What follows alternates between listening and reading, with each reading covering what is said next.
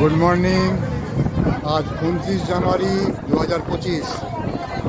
আমরা আবার চলেছি বিবেকানন্দ রকে। এইমাত্র আমরা লঞ্চে উঠলাম।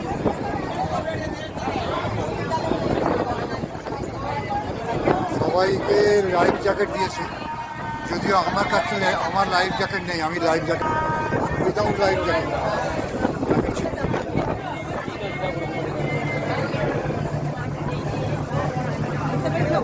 এই হচ্ছে লঞ্চের লুকটা।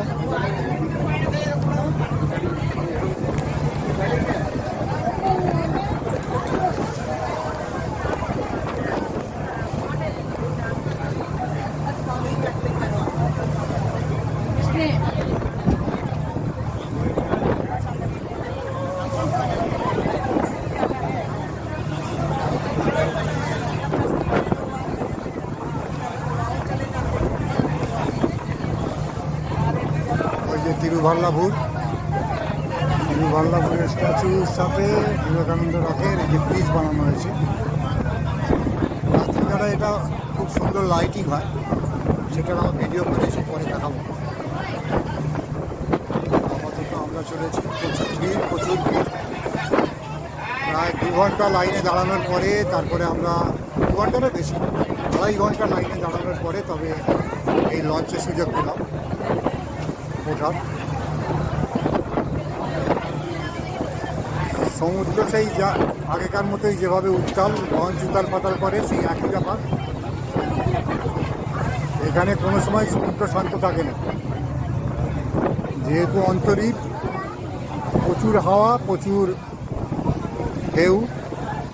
এই যে একেবারে উতাল পাতাল,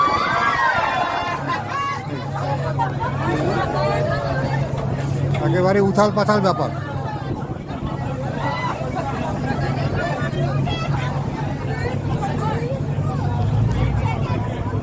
প্রচণ্ড ঢেউয়ে উথাল পাতাল করছে। এই যে সামনেই ব্রিজ দেখা যাচ্ছে। আমরা পৌঁছে গেলাম, সামান্য সময় লাগে, অল্পই সময় লাগে। বিবেকানন্দ রক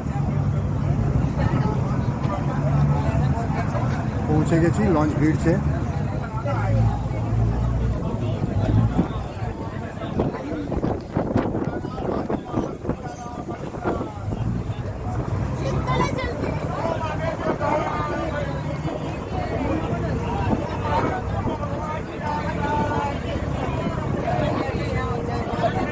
তিরুভাল্লাভুর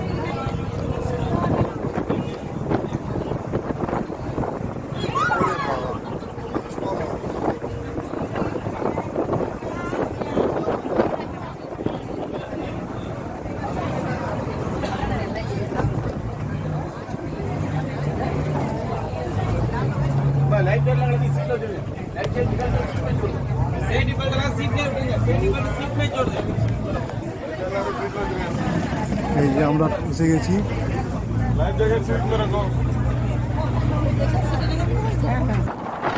আমরা পৌঁছে গেলাম। এই যে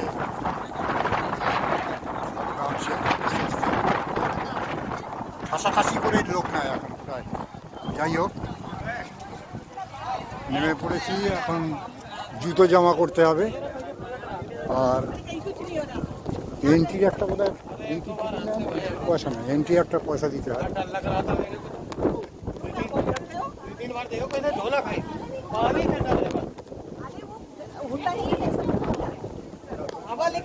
কত?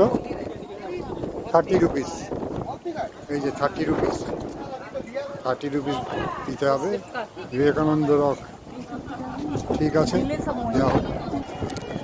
এই যে এখানে 30 টাকা করে লাগলো, ওখানে দিতে হয়েছে লঞ্চের জন্য 75 রুপিস পার হেড, আর এখানে 30 টাকা। চলেছি আমরা বিবেকানন্দ রক দর্শন করতে।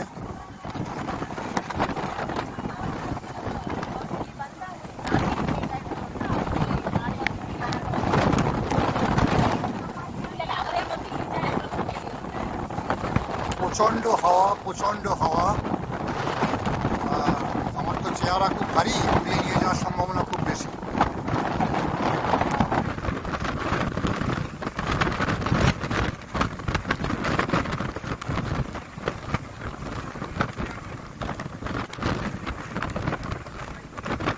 দেখি আবার জুতো জমা করতে হবে।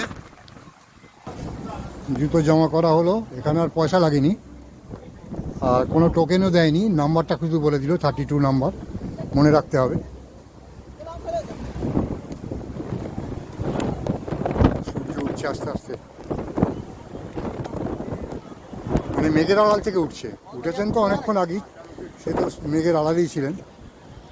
কোনোদিন তো আর দেখতে পেলাম না যে সমুদ্র থেকে উঠতে। আর কতবার তার আর বলবো না, এখানেও কতবার আর বলবো না।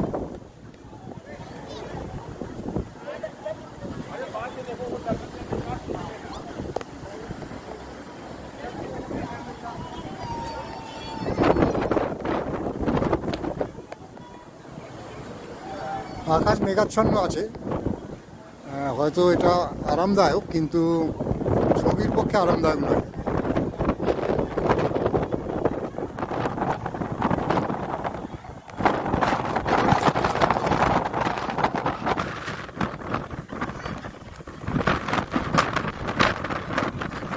রোদ্দুর বেরোতে পারে,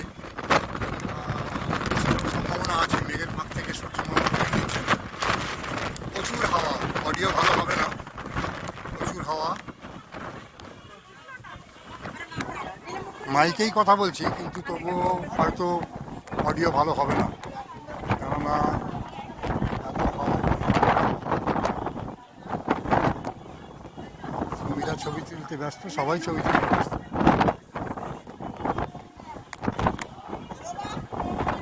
উপরে যাচ্ছি, মানে যেখানে বিবেকানন্দ স্ট্যাচু আছে, কিন্তু ভিতরে ক্যামেরা অ্যালাউ হবে না, এটা আমি জানি। ছেড়ে দেবে নাকি ছেড়ে আমাকে? তো photography is strictly prohibited inside the Mandapam. Photography চলবে না, আমি বন্ধ করছি। বাবা রে বাবা, প্রচুর হাওয়া, প্রচুর হাওয়া, আমাকে উড়িয়ে নিয়ে যাওয়ার মতো অবস্থা। ঠিক আছে, বন্ধ করলাম। আর বিবেকানন্দের ব্যাপারে আর কিছু বলছি না, সবাই জানেন বিবেকানন্দ সাঁতার কেটে এখানে এসেছিলেন, এখানে ধ্যান করেছিলেন, ইত্যাদি ইত্যাদি, আর বলছি না। ঠিক আছে, আবার পরে।